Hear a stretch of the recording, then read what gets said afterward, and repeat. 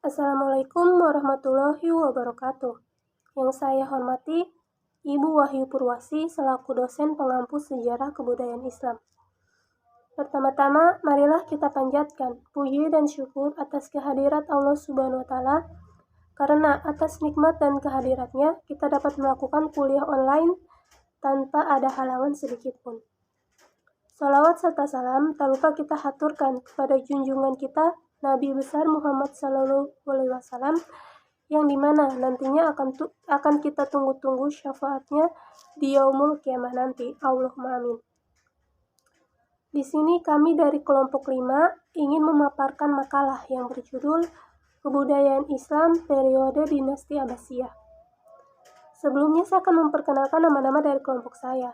Yang pertama ada saya sendiri, Sekar Cahyaningsih. Yang kedua ada Anifa. Yang ketiga ada Alvina Septiawati. Dan yang terakhir ada Muhammad Ibnu Azhal. Baik, materi pertama akan dibacakan oleh Anifa. Kepada beliau saya persilahkan. Baik, langsung saja saya akan menjelaskan materi yang pertama, yaitu masuknya Islam di Spanyol. Sebelum Islam masuk ke Spanyol, bangsa Jerman telah memasuki semenanjung Iberia sekitar abad ke-5 Masehi. Seorang Raja Ostrogoth mendirikan sebuah istana di Toledo sekitar tahun 513 Masehi. Kemudian, pada tahun 569 Masehi, seorang Raja Visigoth menjadikan Toledo sebagai ibu kota kerajaan Visigoth. Pada 689 Masehi, Raja Recaredo menjadikan Katolik sebagai agama resmi di Spanyol. Pada awal abad ke-8 Masehi, para pendatang mulai berdatangan ke benua Eropa. Salah satu pendatang yang tiba di Spanyol adalah bangsa Arab. Kemudian, setelah kota-kota penting di Spanyol dapat ditaklukkan oleh pasukan Islam, secara politik wilayah Spanyol telah berada di bawah kekuasaan kekhalifahan Bani Umayyah.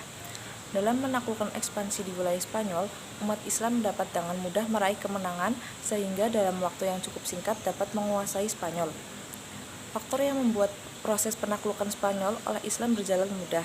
Salah satunya dukungan dari penganut agama lain seperti Yahudi yang merasa tertindas oleh kekuasaan Visigoth. Penguasa sebelumnya tidak toleran terhadap agama di luar Kristen.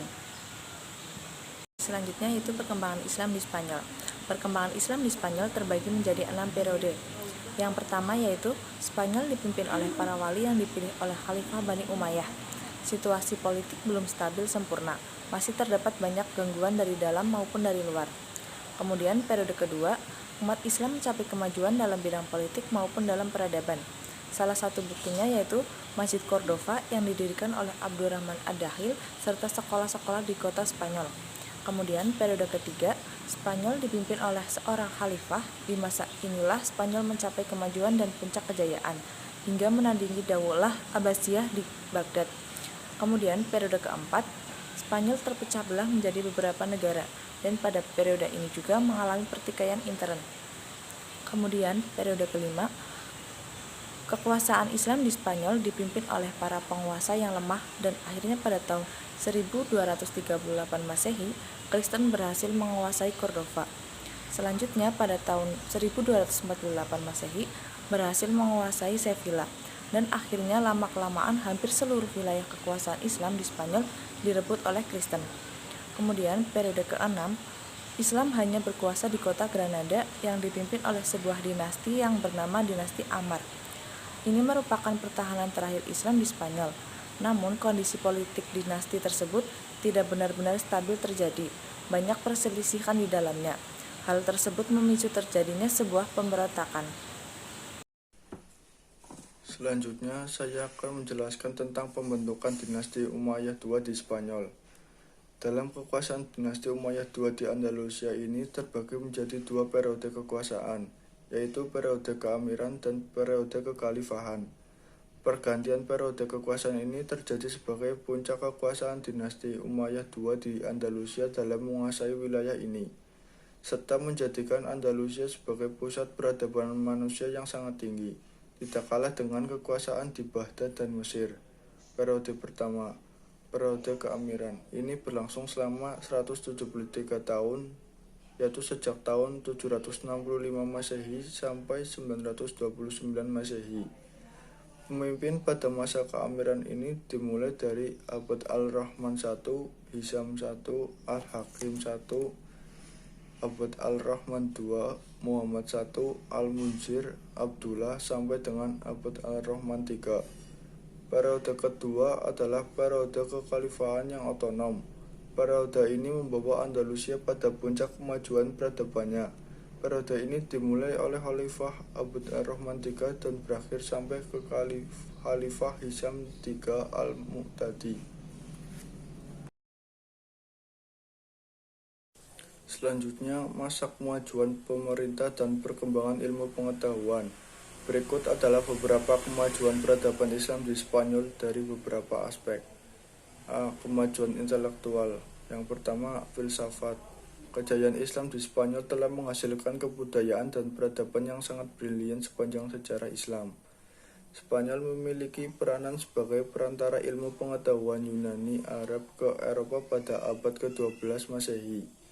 Yang kedua, sains. Dalam bidang sains, ilmu yang berkembang ketika itu adalah ilmu kedokteran, musik, matematika, astronomi, dan kimia. Ilmuwan yang terkenal ketika itu adalah Abbas ibn Farnas yang merupakan ahli dalam bidang kimia dan astronomi. Yang ketiga, fikih. Spanyol ketika itu dikenal menganut mazhab Maliki. Orang yang memperkenalkan mazhab Maliki di sana adalah Ziyad ibn Abd al-Rahman. Selanjutnya diteruskan oleh Ibn Yahya ketika menjadi qadhi pada masa Hisam bin Abd ar-Rahman. Yang keempat, musik dan kesenian. Kemajuan peradaban juga menyentuh bidang musik dan seni suara.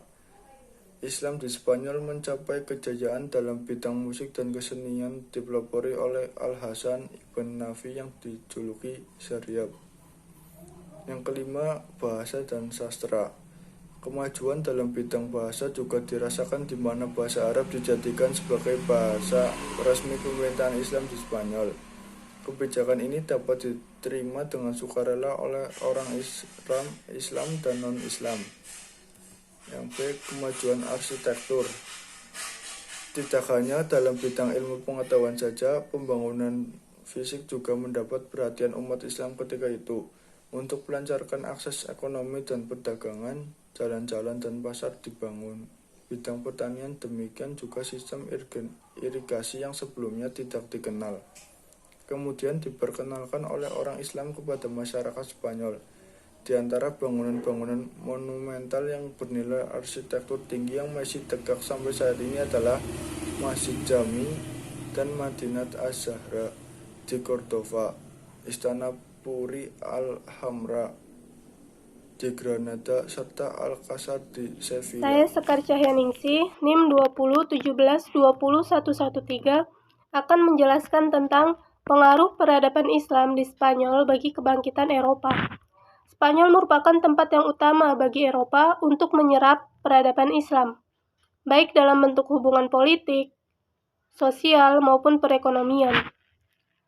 Dan peradaban antara negara masyarakat Eropa menyaksikan sebuah kenyataan bahwa Spanyol saat berada di bawah kekuasaan Islam telah berhasil berkembang pesat meninggalkan negara-negara tetangganya di Eropa, terutama dalam bidang pemikiran dan sains di samping bangunan fisik. Salah satu pemikiran terpenting yang hingga kini masih dianut dan dikagumi pemikiran Ibnu Rashid. Pengaruh peradaban Islam termaksud di dalamnya pemikiran Ibnu Rashid ke Eropa berawal dari banyaknya pemuda-pemuda Kristen Eropa yang belajar di universitas-universitas Islam di Spanyol. Ilmu yang mereka peroleh dari universitas-universitas Islam seperti ilmu kedokteran, ilmu pasti, dan filsafat diajarkan di sana. Pemikiran filsafat yang paling banyak dipelajari dalam pemikiran adalah Al-Farabi, Ibnu Sina, dan Ibnu Rashid. Selanjutnya saya akan menjelaskan tentang pusat-pusat peradaban Islam di Andalusia. Ketika Islam jaya di Andalusia, mereka terdapat pusat-pusat peradaban Islam baik yang bersifat fisik maupun yang bersifat ilmu pengetahuan. Tempat-tempat tersebut antara lain, pertama Toledo, kedua Cordova, dan terakhir Granada. Baik, Saya Alvina Septiawati akan menjelaskan materi yang selanjutnya, yaitu mengenai aspek-aspek peradaban yang paling menonjol.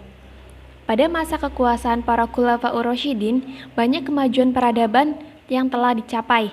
Di antaranya pemikiran yang menonjol pada masa Khulafaur Rasyidin yaitu yang pertama, menjaga keutuhan Al-Quran Al-Karim dan mengumpulkannya dalam bentuk mushaf pada masa Abu Bakar. Yang kedua, memberlakukan mushaf standar pada masa Utsman bin Affan. Yang ketiga, keseriusan mereka untuk mencari serta mengajarkan Al-Quran dan Sunnah. Maka dari itu, pada masa Utsman, sahabat-sahabat mulai menyebar ke pelosok untuk menyiapkan agama Islam dengan berpegang teguh pada Al-Quran dan As-Sunnah.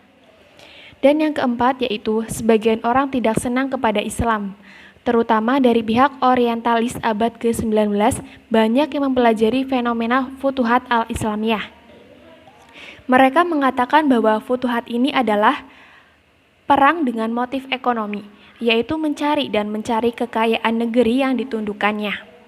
Dan yang kelima, Islam pada masa awal tidak mengenal pemisahan antara dakwah dan negara, antara dai maupun panglima.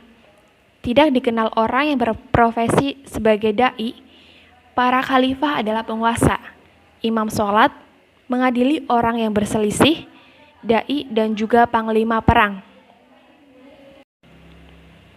Baik, materi yang selanjutnya yaitu analisis faktor penyebab runtuhnya peradaban Islam di Andalusia Spanyol. Dalam masa kekuasaan Islam di Spanyol yang begitu lama, tentu memberikan catatan besar dalam mengembangkan dan memberikan sumbangan yang sangat berharga bagi peradaban dunia. Namun, sejarah panjang yang telah diukir kaum muslim menuai kemunduran dan kehancuran. Adapun menurut Badri Yatim, kemunduran dan kehancuran disebabkan oleh beberapa faktor. Di antaranya yaitu, yang pertama ada konflik Islam dengan Kristen, yang kedua tidak ada ideologi pemersatu, yang ketiga kesulitan ekonomi, yang keempat tidak jelasnya sistem peralihan kekuasaan, dan yang terakhir keterpencilan. Sekian materi dari saya kembalikan ke moderator.